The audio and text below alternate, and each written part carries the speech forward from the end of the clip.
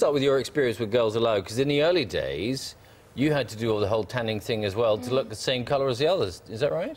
Yeah, I was really, really insecure about my skin tone. I just hated being pale, really. It just was something I was so insecure about, and I felt that if I was brown, then brown is something that people find attractive, and if I had that, then I'd have a little bit of something that people found, more attractive, and it would make me feel better. So it was all about that. And then did you feel better once you stopped? Oh no, once I stopped. Yeah. It was kind of a long process. It was a little bit like, it was like cold turkey for a while.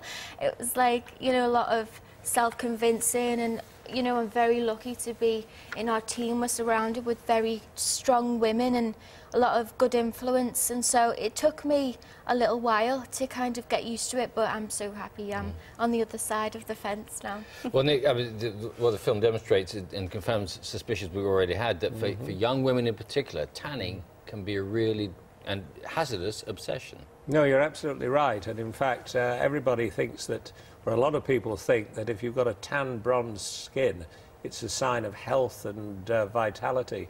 It's absolutely not. It's actually no record at all of what your inner health is, and what's more important, you're going to in 10 or 20 years look wrinkled, crinkled and mottled, as well as having a risk of skin cancer. I think it's that subconscious that tells you you're more healthy because you feel like you look better. Like, if you can imagine when you come back off holiday, not so much for me because I don't tan, but you're constantly told, oh, you look really healthy, you look like you have a good colour, and then of course people want them comments all year round because it makes them feel better about themselves. And then, of course, they go to the sunbed to try and achieve that. It's important to make the distinction, isn't it, Nick, between sort of the self-tans that come out of a bottle that you put directly onto your skin that will turn your skin a different colour, and sunbeds, tan accelerators. The bloke you were speaking to was injecting. Yes. Yes, the injectables are actually very, very unsafe. They're totally unproven, they're totally unregulated. Don't go off and have injectables for your tanning. The reason that people feel healthier and they think they look healthier after they've been on holiday is that the sun not only tans, but it actually causes a swelling of the skin. So if you've got a few wrinkles and crinkles, they're actually temporarily puffed out, and that's why you look so glowing. In the film, you explained to, I think it's one young woman, the damage that she's doing. Let's take a look at that. His face is being photographed using an ultraviolet imaging machine, which reveals the true underlying damage to too much sun exposure.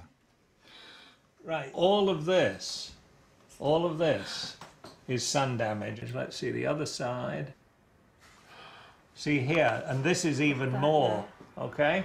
This is even more. This area here is really quite dark and pigmented, and that's worrying, and this here as well. Now, I bet your wrinkle score is pretty small. Do you know why? Why? Because the ultraviolet has caused damage and swelling in your skin. And people who go in a tanning bed, they think, my skin feels great because it's all plumped up with that damage that the sun's done, and it temporarily gets rid of your wrinkling. But what it's doing long term is in 10 years, you're going to have a hell of a lot more wrinkles. Did you discover whether we're sitting on a bit of a skin cancer time bomb, Nicola? Yeah, no, definitely. I mean, it's proven that skin cancer is the fastest growing cancer in the UK at the moment, and that is quadrupled since the 1970s, and that's of course when the sunbed was brought to life. And the most worrying is the melanoma, which is the one that can be actually fatal if it's not diagnosed early, and that is the one that seems to be most linked with the UVA tanning beds. Well, I met a girl. I mean, there's a lot of misconceptions about malignant melanoma and who's at risk and who isn't at risk, and a lot of, well, I know that my view on it used to be that, I am probably the most at risk with having pale skin and freckles, but not at all. Like, I went to visit a family whose daughter was 24, 25, a lady called Hayley, and she'd died, and she was olive-skinned and never used the sunbed, dark hair, and I think that a lot of people are under the influence that it won't happen to me. I know I'm not pale, so I'm not at risk. And in actual fact, you are. Everybody's at risk. Everybody is. And if you've got a dodgy mole, check it out. Definitely. Get it checked out ASAP, isn't it? And the skin will repair itself. If you give up tanning, that's the other positive thing, to encourage people. It will repair itself to a degree. Good. Well, thank you both very much. Thank you. Thank you very much, Nicola. Interesting film. The Truth About Tanning is this Thursday, BBC 3 at 9 o'clock. That's it from us today on Breakfast. Tomorrow, Terminator 2 actress Linda Hamilton will be dropping in to talk about